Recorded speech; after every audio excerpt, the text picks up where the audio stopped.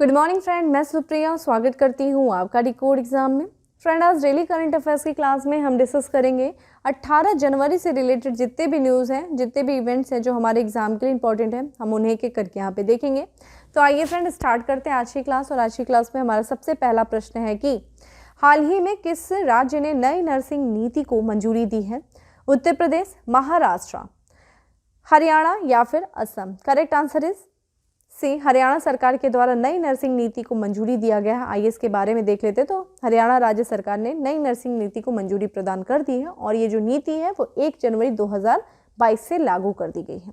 इस नीति के तहत देखा जाए तो जितने भी हरियाणा में जो नर्सिंग कॉलेज हैं उनमें लगभग 100 बेड का अपना एक अस्पताल होना चाहिए और इसी के साथ साथ या फिर जितने भी नर्सिंग कॉलेज हैं उस राज्य में उसमें 10 किलोमीटर की परिधि में कॉलेज जो है वो NABH यानी कि अस्पताल और स्वास्थ्य सेवा प्रदाताओं के लिए राष्ट्रीय प्रत्यापन बोर्ड के द्वारा जो है वो मान्यता प्राप्त होने चाहिए। ठीक है, इसके तहत देखा जाए, इसके अलावा देखा जाए जितने भी जो मान्यता प्राप्त नर्सिंग कॉलेज हैं उसमें जो पढ़ने वाले स्टूडेंट हैं, जो छात्र हैं, उनका बायोमेट्रिक उपस्थिति का भी प्रावधान होना चाहिए। इस नीति के तहत ये बात कही गई है।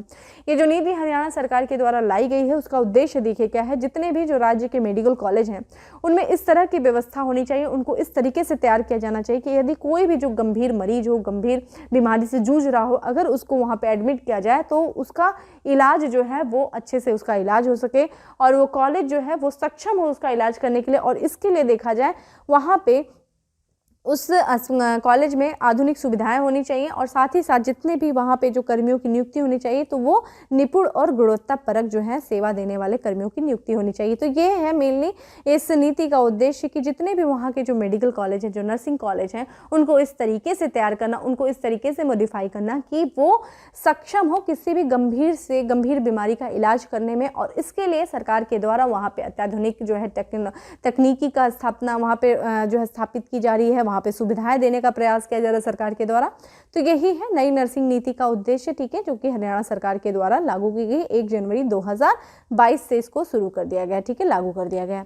अगला प्रश्न है हमारा कि 10वीं शताब्दी की अजमुखी योगिनी की पाषाण प्रतिमा किस देश से भारत वापस लाई जा रही? देखिए, अजमुखी यानी कि बकरी की सिर वाली प्रतिमा और जो कि पाषाण प्रतिमा यानी कि पत्थर की प्रतिमा, जिसकी आप यहाँ पे तस्वीर देख रहे हैं, ये किस देश से भारत वापस लाई जा रही? ये लाई जा रही ब्रिटेन से। ठीक है, आइए इसके बारे में देख लेते हैं। तो देखिए, ये जो प्रतिमा थी ये उत्तर प्रदेश का बांदा जिला है और बांदा जिले का एक गांव है जिसका नाम है लोखारी गांव। इस लोखारी गांव से इस प्रतिमा को 1979 और 1982 के बीच में चोरी कर लिया गया था मंदिर से और इसके बाद 1988 के करीब जो है इसको ब्रिटेन में देखा गया था और फिर इसको सरकार के द्वारा प्रयास किया गया और इसको फिर से जो है घर वापसी यानी कि अपने देश वापस लाया जा रहा है। और ये जो प्रतिमा है ये 10वीं शताब्दी की प्रतिमा है जो कि अजमुखी योगिनी की पाषाण प्रतिमा है। अजमुखी यानी कि बकरी की सिर वाली प्रतिमा जिसको आप देख रहे हैं। ठीक है, और पाषाण यानी कि पत्थर की प्रतिमा है और इसको कहाँ, लंदन से वापस भारत लाया जा रहा है। ठीक है, इस मूर्ति को देखा जाए अभी विचार ये कहा जा रहा है कि जो वापस आएगी तो इसको राष्ट्रीय संग्रहालय में जो है स्थान दिया जाने का विचार किया जा रहा है। इसके पहले भी देखेंगे तो देखिए बहुत से भी देखिए हमारे देश की संस्कृति जो है वो हमारे देश से संबंधित बहुत सारी संस्कृति की जो मूर्तियाँ थी उनको बहुत जो है चोरी करके अन्य देशों में पहुंचाया गया था। तो भारत सरकार जो है लगातार प्रयास करे कि इन प्रतिमाओं को जो कि हमारे देश की संस्कृति का अभिन्न अंग है उनको देश वापस लाया जाए और इसी अथक प्रयास में ये कार्य किया गया। और इसके पहले भी देखा जाए सरकार के द्वारा जो भगवान शिव और राम, सीता और लक्ष्मण की भी मूर्तियों को देश में वापस लाया गया था आज से करीब 2 साल पहले। और जो राम, सीता और लक्ष्मण की मूर्तियाँ हैं जो कि तमिलनाडु से संबंधित थी उनको तमिलनाडु सरकार को 2 साल पहले सौंपा भी जा चुका है। ठीक है, क्योंकि जब हम ब्रिटेन की बात करें यानी यूनाइटेड किंगडम की राजधानी फ्रेंड क्या है, लंदन है। ठीक है, और यहाँ की जो पाउंड है वो है, यहाँ की जो करेंसी है वो है पाउंड स्टर्लिंग जो है वो यहाँ की करेंसी है। और यहाँ के अगर हम प्रधानमंत्री की बात करें जिनका नाम है बोरिस जॉनसन, जो हाल फिलहाल में काफ़ी ज़्यादा चर्चा में, कारण क्या है, इनके ऊपर भ्रष्टाचार का बहुत ज़्यादा आरोप लगा है और इनको जो है अबदस्त करने की भी बात चल रही है। इनके स्थान पर नए प्रधानमंत्री की नियुक्ति की बात चल रही है ब्रिटेन में, यूके में। तो ये काफ़ी इंपॉर्टेंट है, ध्यान रखिएगा। इस समय यूनाइटेड किंगडम अपने आप में काफ़ी चर्चा का विषय बना हुआ है क्योंकि वहाँ पे राजनीतिक जो है स्थिति, जिस तरह की प्रधानमंत्री पे ऊपर भ्रष्टाचार का लगना, उनको वहाँ से हटाया जाना। ठीक है, ये चीज़ ध्यान रखिएगा।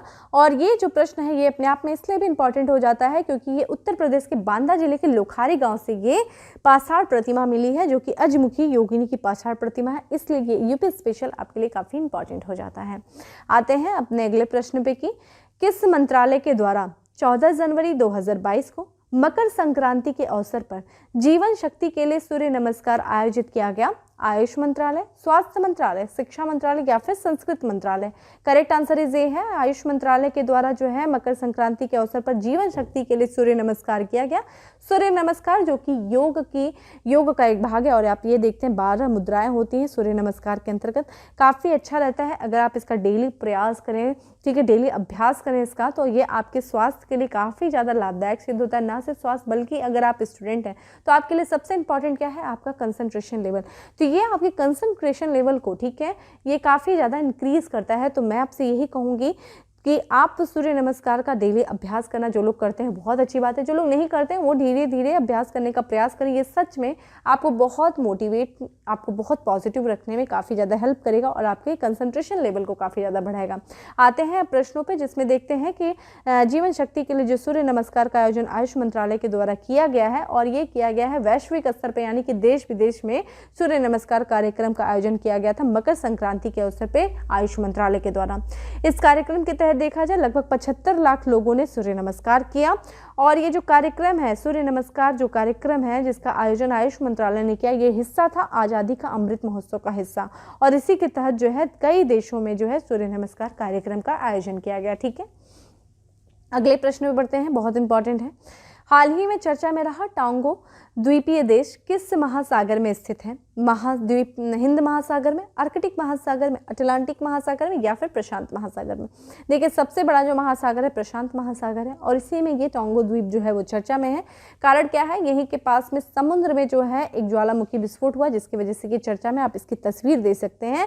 ठीक है, तो यहाँ पे अभी स्थिति जो है काफ़ी, यहाँ पे जो द्वीपीय देश हैं वहाँ पे चेतावनी जारी की गई सुनामी की, जिस कारण से ये चर्चा में। तो देखा जाए, ये दक्षिणी प्रशांत सागर में जो है महासागर में टोंगो द्वीप समूह के एक निर्जन ज्वालामुखी द्वीप जिसका नाम है होंगा टोंगा हांगा हापई का एक बहुत बड़ा विस्फोट 14 जनवरी 2022 को शुरू हुआ है। होंगा टांगो देश के मुख्य द्वीप टोंग टापू से 65 किलोमीटर उत्तर में है। ठीक है, तो यहाँ पे देखिए, आप इसका मैप देख सकते हैं। ये देखिए आपका जो है पैसिफिक ओशन है, प्रशांत महासागर है, और प्रशांत यानी कि साउथ पैसिफिक ओशन है, दक्षिण प्रशांत महासागर में ये द्वीप जो है टोंगा टापू द्वीप स्थित है। और यहाँ पे आप देख सकते हैं टोंगा टापू। ठीक है, इसी के देखा जाए 65 किलोमीटर उत्तर पे हमें ये जो यहाँ पे पास में इसके विस्फोट हुआ है। और इस विस्फोट के बाद देखा जाए तो विस्फोट के कारण जितने भी टोंगा हैं, फिजी, अमेरिका, सोमाऊ, ठीक है, और आसपास जितने भी वहाँ के और भी जो द्वीप हैं वहाँ पे चेतावनी जारी की गई है। वहाँ पे लोगों को सुनामी की चेतावनी जारी की गई, वहाँ पे सलाह जारी किया गया है। और ये भी माना जा रहा है कि यह संभवतः 21वीं शताब्दी का अब तक का सबसे बड़ा ज्वालामुखी विस्फोट है। ठीक है, इस विस्फोट के बाद देखा जाए, जब ये समुद्र में ये ज्वालामुखी विस्फोट हुआ तो टोंगो के ऊपर जो है राख के घने बादल छा गए, और इतने घने बादल छा गए जो न्यूजीलैंड की जो निगरानी उड़ानें हैं उनके संचालन में बाधा उत्पन्न होने लगी, और उनका नुकसान का, और जो नुकसान हुआ है उन नुकसान का आकलन करने में जो है उनको समस्या का सामना करना पड़ा। यूएसए जियोलॉजिकल सर्वे के अनुसार देखा जाए, अगर इस विस्फोट की तीव्रता देखी जाए तो वो कितनी थी, तो ज्वालामुखी विस्फोट की जो तीव्रता थी वो 5.8 तीव्रता वाले भूकंप के बराबर थी। ठीक है, तो जितने भी ये जो विस्फोट हुआ है तो आप इसमें देख सकते हैं, तो जो चेतावनी जारी की गई, और देखिएगा इसी कारण से ये द्वीप काफ़ी चर्चा में बना हुआ है। तो देख लीजिए, यहाँ पे आपके पास मैप है जिसमें हम देख रहे हैं, यहाँ पे हम साउथ पैसिफिक ओशन, जहाँ पे हम देखते हैं, यहाँ पे देखिए मकर रेखा गुजर रही है। मकर रेखा देखिए ऑस्ट्रेलिया के बीचों बीच से गुजर रही है। ठीक है, और बीचों बीच से जो गुजर रही है यहाँ पे, तो यहाँ पे हमें ठीक मकर रेखा के दक्षिण में हमें यहाँ पे देखा जाए तो दक्षिण में हमें न्यूजीलैंड दिख रहा है, उत्तर में देखिए यहाँ पे कौन सा द्वीप है, टोंगो द्वीप, जिसकी हम चर्चा कर रहे हैं। ठीक है, टोंगो द्वीप की बात करें तो यहाँ की जो राजधानी है वो है नुकुआलो। ठीक है, यहाँ पे नुकुआलोफा, जो कि यहाँ पे आप देख सकते हैं इसकी जो राजधानी है। और ये देखा जाए, ये सबसे बड़ा जो द्वीप है टोंग टापू द्वीप, इसी पर इसकी जो है, ये इस देश का, इस द्वीपीय देश का सबसे बड़ा द्वीप कौन सा है, टोंगो टापू द्वीप, और इसका ये जो है ये हिस्सा है। ठीक है, टोंगो टापू द्वीप का हिस्सा है। ये देखा जाए बहुत समय पहले, यानी कि ये यूनाइटेड किंगडम का ये द्वीप जो है उपनिवेश था। 4 जून की बात है, 4 जून 1970 को जो है ये देश जो है आज़ाद हुआ था, 1970 को, 1970 को, ठीक है। तो ये आप ध्यान रखिएगा कहाँ पे है, ठीक है, ये चीज़ ध्यान रखिएगा किस देश में, किस मतलब महासागर में स्थित है। और दोस्तों यहाँ पे हम लोगों ने यहाँ पे चर्चा किया था अभी योग के बारे में, तो मुझे थोड़ा सा इसका आंसर करिए कि बताइए सबसे पहले कि यूनाइटेड या संयुक्त राष्ट्र के द्वारा, ठीक है, संयुक्त राष्ट्र के द्वारा किस वर्ष जो है योग दिवस मनाए जाने की घोषणा की गई, और योगा को जो है अमूर्त सांस्कृतिक धरोहर, यूनेस्को के अमूर्त सांस्कृतिक धरोहर में किस वर्ष शामिल किया गया, इसका आंसर करिए। और बाकी हम लोगों ने इसको देख लिया।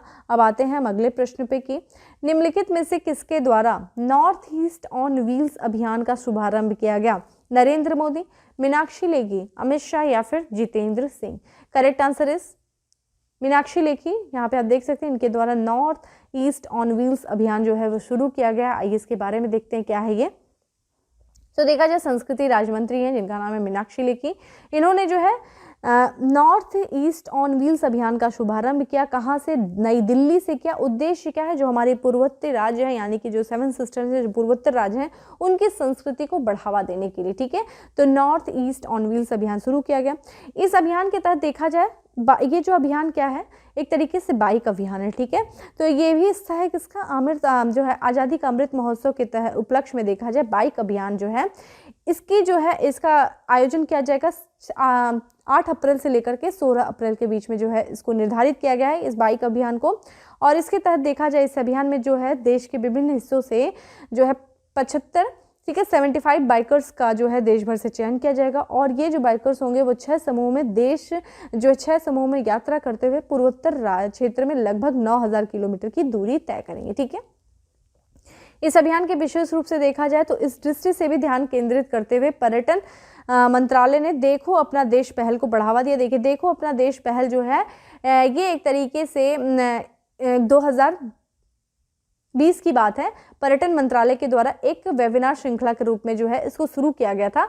इस वेबिनार में देखा जाए, किस वेबिनार में? देखो अपना देश पहल के वेबिनार के तहत देखा जाए देश के जितने भी महत्वपूर्ण स्थल हैं उनको लोगों को जानकारी देना। उद्देश्य क्या है? हमारे देश के जो विभिन्न भारतीय स्थल हैं उनके इतिहास के बारे में लोगों को बताना और जो हमारे देश की जो विविध संस्कृति है उसको उजागर करना, यही है देखो अपना देश पहल। तो इसी को बढ़ावा देने के लिए जो पर्यटन मंत्रालय की देखो अपना देश पहल को भी बढ़ावा देगा ये आपका north east on the wheels, ठीक है, north east on the wheels अभियान। और इसमें देखा जाए और इसी के साथ साथ लूक ईस्ट नीति को एक्ट ईस्ट नीति बनाने के लिए भी भारत सरकार का निर्णय का एक कार्यवाही एजेंडे का संकेत है, ठीक है, ये चीज़ था। अब आते हैं हम अपने अगले प्रश्न पे कि बांग्लादेश के ढाका में आयोजित ढाका अंतर्राष्ट्रीय फिल्म महोत्सव के कौन से संस्करण का शुभारंभ हुआ है? 18वें, 19वें, 20वें या फिर 21वें? करेक्ट आंसर इज सी, 20वें जो है ढाका अंतर्राष्ट्रीय फिल्म महोत्सव का शुभारंभ हो चुका है।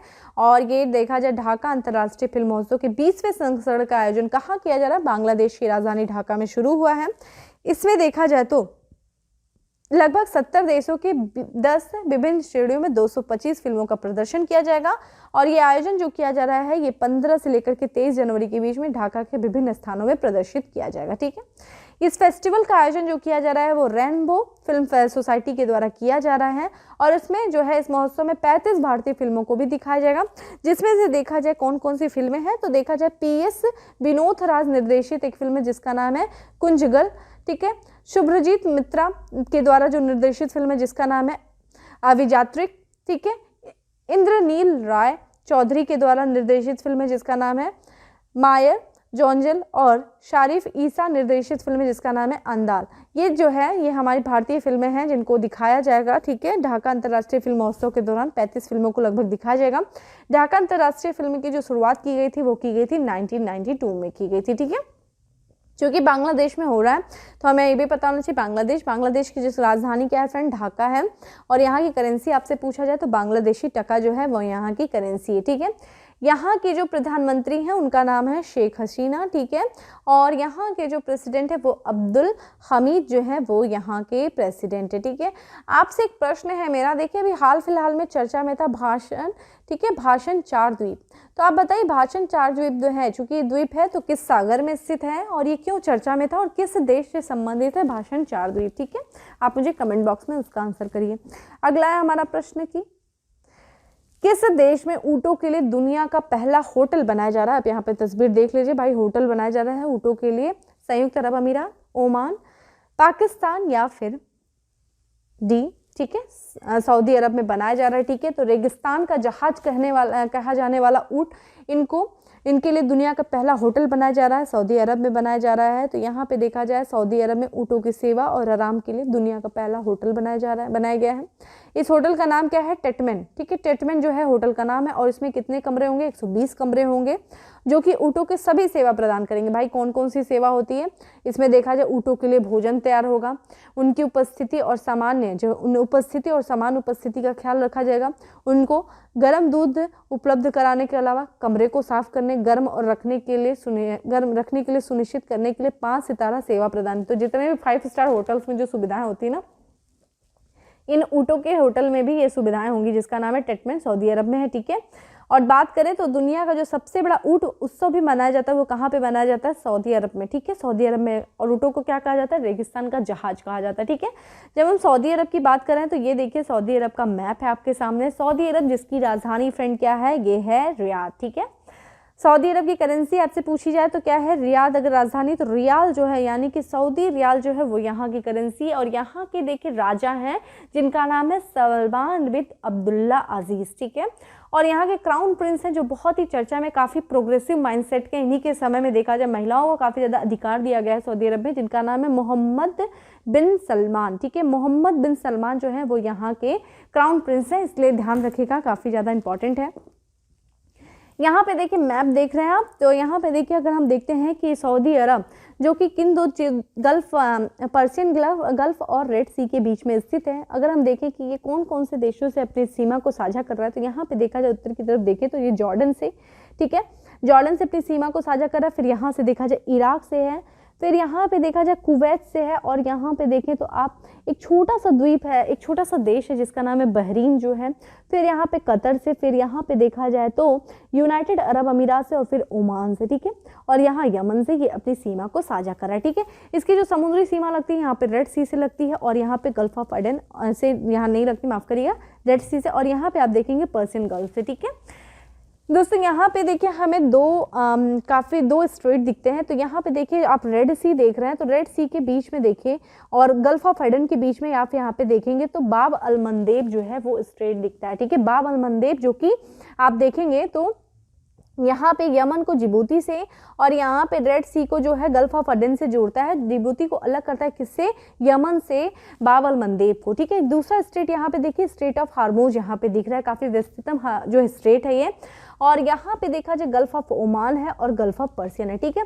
ये जो स्ट्रेट ऑफ हार्मोज है वो दो देशों को अलग करता है। देखिए ओमान जो है ना, यहाँ पे कुछ हिस्सा आप ओमान को देखेंगे, यहाँ पे पूरा संयुक्त अरब अमीरात का नहीं है, बल्कि इसकी पिक पे देखेंगे तो ओमान का हिस्सा है। तो ओमान को ईरान से अलग करता है, और गल्फ ऑफ ओमान को देखेंगे तो पर्शियन गल्फ से जोड़ता है, ठीक है। और यहाँ पे हम छोटू सा द्वीप दिख रहे हैं जिसको आप देखेंगे बहरीन नाम है, ठीक है। कमेंट बॉक्स में आंसर करिए कि मोतियों का देश जो है वो किसे कहा जाता है, ठीक है। मोतियों का देश किसे कहा जाता है वो बताइए। तो ये था हमारा, आप सऊदी अरब से संबंधित है मैप हम लोगों ने देखा, अच्छे से पूरा अच्छे से लोकेशन देखिए। यहाँ पे अरेबियन सी है, और यहाँ पे जब आप इधर की तरफ पूरब की तरफ बढ़ेंगे तो हमारा प्यारा देश है, ठीक है। आगे बढ़ते हैं और नेक्स्ट प्रश्न में चलते हैं कि हाल ही में SMM, ठीक है, SMEs को तत्काल डिजिटल क्रेडिट प्रदान करने के लिए इंडिफी ने किसके साथ समझौता किया है, गूगल पे, पेटीएम, अमेजन पे या फिर फोन पे। करेक्ट आंसर इज गूगल पे, ठीक है, गूगल पे के साथ समझौता किया है। तो ये छोटे व्यवसायों केंद्रीय ऑनलाइन ऋण देने वाला प्लेटफॉर्म है जिसका नाम है इंडिफी। इंडिफी टेक्नोलॉजी ने किसके साथ जो है समझौता किया है, ये किया है गूगल पे के साथ साझेदारी की है इस प्लेटफॉर्म। और गूगल प्ले प्लेटफॉर्म के माध्यम से पात्र जो सूक्ष्म, छोटे और मध्यम उद्यम, ठीक है, स्मॉल मीडियम, ठीक है, micro small and medium enterprises व्यापारियों को तत्काल ऋण प्रदान करने के लिए गूगल पे के साथ सहयोग किया है। और इसके साथ देखा जाए तो उधार लेने की प्रक्रिया पूरी तरीके से डिजिटल होगी और गूगल पे फॉर द बिजनेस ऐप पर मात्र मर्चेंट इंडिफी के लोन ऑफरिंग पर क्लिक कर सकते हैं, ठीक है, क्लिक कर सकते हैं, माफ करिएगा, क्लिक कर सकते हैं और ऑनलाइन आवेदन जमा कर सकते हैं, ठीक है। और ये जो ऋण की सीमा होगी वो 2.5 लाख से लेकर के 3 लाख की सीमा तक होगी, ठीक है। तो 2.5 लाख से लेकर के 3 लाख सीमा तक जो है 3 लाख रुपए तक आप ऋण ले सकते हैं। तो ध्यान रखिएगा, जो आपका इंडिफी के साथ इंडिफी ने किसके साथ समझौता किया? गूगल पे के साथ समझौता किया है। अगला प्रश्न है हमारा कि हाल ही में भारत ने विदेशी मुद्रा संकट से उबरने के लिए किस देश का समर्थन किया है? श्रीलंका, अफगानिस्तान, नेपाल या फिर म्यांमार। देखिए कौन है वो देश जो अभी हाल फिलहाल में आर्थिक संकट से गुजर रहा है, वो है श्रीलंका, ठीक है। आपको इसके बारे में पता ही होगा। श्रीलंका जो कि हमारा पड़ोसी देश है और ये दिवालिया होने के कगार पे आ गया है।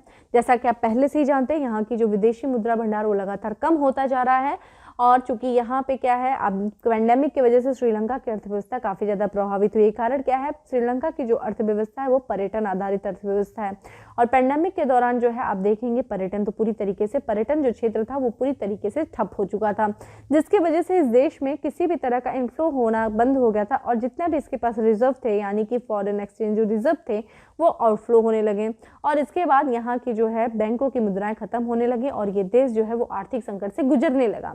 इसी के तहत देखा जाए श्रीलंका को जो है भारत सरकार के द्वारा कर्ज दिया गया, क्योंकि कारण ये था श्रीलंका जो है कई देशों से जो कर्ज लिया था उसको चुकाने में भी जो है उसके पास उसकी स्थिति नहीं थी और वो देश जो है उसके चुकाने, मतलब जो श्रीलंका कर्ज चुकाने के लिए विदेशी मुद्रा की उसे जरूरत थी और भारत ने श्रीलंका को जो है आर्थिक सहायता दी है और भारत ने श्रीलंका को अपने घटते विदेशी भंडार के लिए और खाद्य आयात के लिए 900 मिलियन अमेरिकी डॉलर का ऋण जो है ऋण की वित्तीय सहायता करने की घोषणा की है। ये देश यानी कि श्रीलंका को देखेंगे तो ये विदेशी मुद्रा बढ़ने, इससे क्या होगा, जब भारत सरकार के द्वारा जो आर्थिक सहायता दिया जा रहा है, इससे जो है श्रीलंका का जो है विदेशी मुद्रा भंडार जो है वो बढ़ेगा।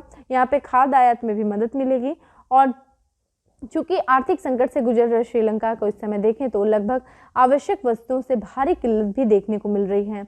ये जो भारत सरकार के द्वारा जो है भारत जो है वो भारतीय रिजर्व बैंक के माध्यम से अपना समर्थन बढ़ा रहा है।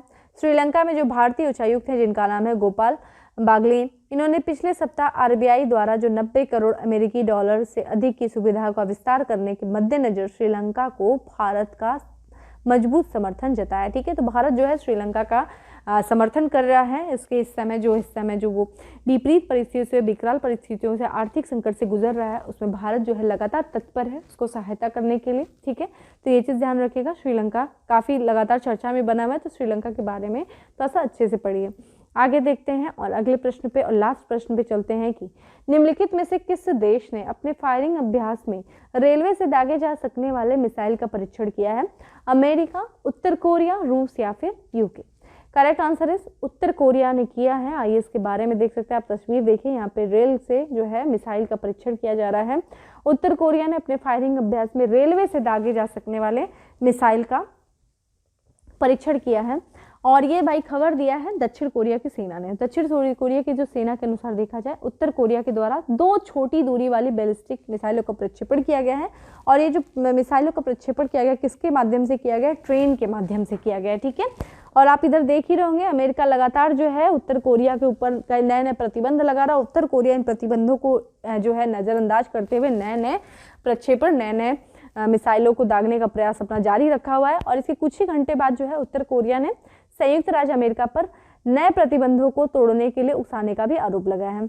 इधर भी देखें आप जनवरी में 5 जनवरी से लेकर के 11 जनवरी के बीच में देखा जाए तो जो उत्तर कोरिया है वो हाइपरसोनिक मिसाइलों के 2 सफल परीक्षण के बाद जो है ये तीसरा जो है हथियार परीक्षण था, ठीक है। तो अब देखते हैं आगे क्या रहता है। तो ये था हमारा जो है 10 MCQ। अब आते हैं फैक्ट्स ऑफ द डे पे।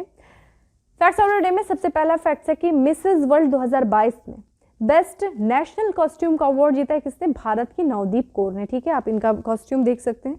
इन्होंने जो है बेस्ट कॉस्ट्यूम जो है अवार्ड जीता है, बेस्ट नेशनल कॉस्ट्यूम का अवार्ड जीता है मिसेस वर्ल्ड 2022 में। क्या नाम है? भारत की है ये नवदीप कौर। भारतीय रेलवे ने तत्काल प्रभाव से गार्ड के नाम पदनाम को बदल कर क्या करने की घोषणा किया है, ये ट्रेन मैनेजर। तो अब जो भारतीय रेलवे में जो गार्ड जो नियुक्त होते थे, अब उनको गार्ड नहीं कहा जाएगा, उनको ट्रेन मैनेजर कहा जाएगा। ठीक है, अगला है हमारा खेल मंत्रालय ने भारोत्तोलन के पहले हाई परफॉर्मेंस का निदेशक नियुक्त किया, किसे, अविनाश पांडु को। ठीक है, मॉरिशस से।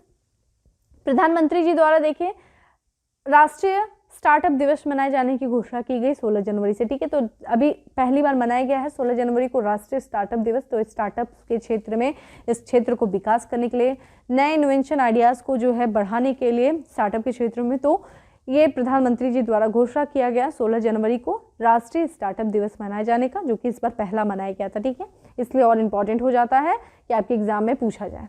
अगला है ये वरिष्ठ पत्रकार थे जिनका भी हाल ही में निधन हो गया 61 वर्ष की उम्र में। इनका नाम था कमाल खान। ठीक है, कमाल खान का निधन हो गया। अगले हमारे मुंबई में नौसेना डॉकयार्ड के एडमिरल अधीक्षक का कार्यभार जो है ग्रहण किया है, किसने, रियर एडमिरल। ठीक है, जिनका नाम है KP अरविंदन। ठीक है, अगला है हमारा निकारागुआ के नए राष्ट्रपति बने हैं जिनका नाम है डैनियल ओर्टेगा। ठीक है, डैनियल ओर्टेगा जो है वो निकारागुआ के नए राष्ट्रपति बनाए गए हैं। अगला है 2022 में जूनियर नंबर 1 यानी कि जूनियर नंबर 1 बनने वाली पहली भारतीय महिला बैडमिंटन खिलाड़ी बन गई, जिनका, ये कौन है, गुजरात की है बैडमिंटन खिलाड़ी, जिनका नाम है तस्नीम मीर। ठीक है, आप यहाँ पे इनकी तस्वीर देख सकते हैं। अगला हमारा पहली बार विश्व बाधिर T20 क्रिकेट चैंपियनशिप 2023 का मेजबानी करेगा, कौन करेगा, केरल करेगा। ठीक है, और लास्ट है हमारा कि 15 से लेकर के 18 वर्ष की आयु के सभी बच्चों को टीकाकरण करने वाला देश का पहला राज्य या फिर यूटी बन गया, कौन, लक्षद्वीप। ठीक है, तो लक्षद्वीप जो कि केंद्र शासित प्रदेश है, यहाँ पे जितने भी 15 वर्ष से लेकर के 18 वर्ष आयु के जो बच्चे थे उनको टीकाकरण लगा दिया गया है और ये देश का पहला यूटी बन गया है। इस तरीके से था हमारा 10 फैक्ट्स। अब आते हैं उत्तर प्रदेश स्पेशल में। सबसे पहला है कि सरकार द्वारा प्रयागराज में स्थित राष्ट्रीय विधि विश्वविद्यालय का नाम किसके नाम पर रखे जाने की घोषणा की गई है उत्तर प्रदेश सरकार द्वारा। तो ये किया गया है डॉक्टर राजेंद्र प्रसाद, जो कि हमारे देश के पहले राष्ट्रपति थे और ये अपने पेशे से वकील थे, और इन्हीं के नाम से जो कि प्रदेश का पहला राष्ट्रीय विश्वविद्यालय, विधि विश्वविद्यालय बनाया जा रहा है, कहाँ पे, प्रयागराज में, और इन्हीं के नाम पे, डॉक्टर राजेंद्र प्रसाद के नाम पे इस विधि विश्वविद्यालय का नाम रहेगा। ठीक है, देश का पहला ग्रीन हाइड्रोजन प्लांट स्थापित किया जा रहा है, कहाँ पे, मथुरा में किया जा रहा है। उत्तर प्रदेश का पहला दिव्यांग स्टेडियम स्थापित किया जाए, कहाँ पे, उत्तर प्रदेश की राजधानी लखनऊ में। गूगल यूनिवर्सिटी द्वारा सर्च इंजन रैंकिंग में प्रदेश के शिक्षण संस्थान में तीसरा स्थान प्राप्त किया है, किसने, ये किया है IIT कानपुर ने। कमेंट बॉक्स में आंसर करिए कि किसको जो है प्रथम स्थान मिला है। ठीक है, गूगल यूनिवर्सिटी सर्च इंजन में हमारे प्रदेश यानी कि उत्तर प्रदेश के कानपुर IIT जो है उसको तीसरा स्थान मिला है। तो पहला स्थान किस यूनिवर्सिटी या किस शिक्षण संस्थान को पहला स्थान प्राप्त हुआ है। अगला है मंदिरों में श्रद्धालुओं को के लिए खादी हस्तनिर्मित कागज चप्पलों का विक्रय प्रारंभ किया है, कहाँ पे, वाराणसी स्थित काशी विश्वनाथ जी का मंदिर जो कि भगवान शिव को समर्पित है, वहाँ पे कागज के चप्पलों को, ठीक है, उसकी सेल की जाएगी। तो ये था हमारा 5 जो है आपका उत्तर प्रदेश स्पेशल। अब आ जाते हैं क्वेश्चन ऑफ द डे में कि हमारा क्वेश्चन ऑफ द डे है कि ग्लोबल इनोवेशन इंडेक्स 2021 में भारत का कौन सा स्थान था। ठीक है, ग्लोबल इनोवेशन इंडेक्स, और ये भी बताइए कि ये जो इंडेक्स है वो किसके द्वारा जारी किया जाता है, ये सब भी प्रश्न आपसे पूछे जाते हैं। ठीक है, तो इस तरीके से था आज का हमारा करंट अफेयर्स। दोस्तों ज़्यादा से ज़्यादा आप लोग थोड़ा सा लाइक करो प्लीज़, आप थोड़ा सा व्यूज़ को बढ़ाओ, लोगों को शेयर करो। ठीक है, ये मैं बार बार आपसे बोलती हूँ, ये बहुत बड़ा हमारे लिए मोटिवेशन फैक्टर होता है जब ज़्यादा से ज़्यादा व्यू पढ़ते हैं, लाइक्स पढ़ते हैं, और कमेंट करिए। आप लोग से इतनी रिक्वेस्ट है कि प्लीज़ आप अपने दोस्तों में शेयर करो, ठीक है, कमेंट करो।